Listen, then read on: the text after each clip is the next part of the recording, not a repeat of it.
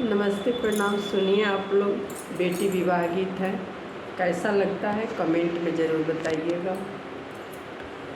चारही खंड के पोखरवा भरल पानी इनु हो। चारही खंड के पोखरवा भरल पानी इनु हो। ओही में नहाली कावन बेटी के सिया झलकेला हो। ओही में नहाली कावन बेटी के सिया झलकेला हो। घोड़वा चढ़ला अइले कावन दुल्हा, घोड़ा से उतरी गई पिया सउन कर भुलाई गई ले हो। घोड़ा से उतारी गई पिया सउन कर भुलाई गई ले हो।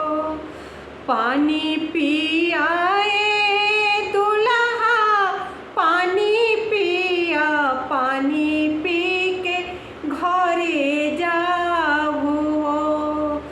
देखी ली है पापा हमारा त घोड़ा राउर छीनी ली है हो। देखी ली है पापा हमारा त घोड़ा राउर छीनी ली है हो। काची झावन तोहरे पापा त घोड़ा हमर छीनी ली है हो। काची झावन तोरे भैया त हम के डरवावेलू हो।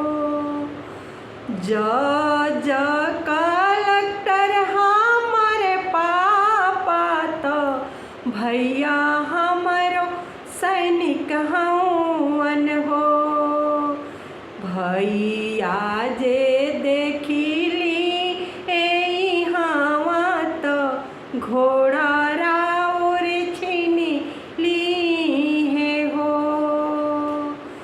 तोहरे जे पापा हमके देके गईले, भैया तोहर तिलक देहले हो।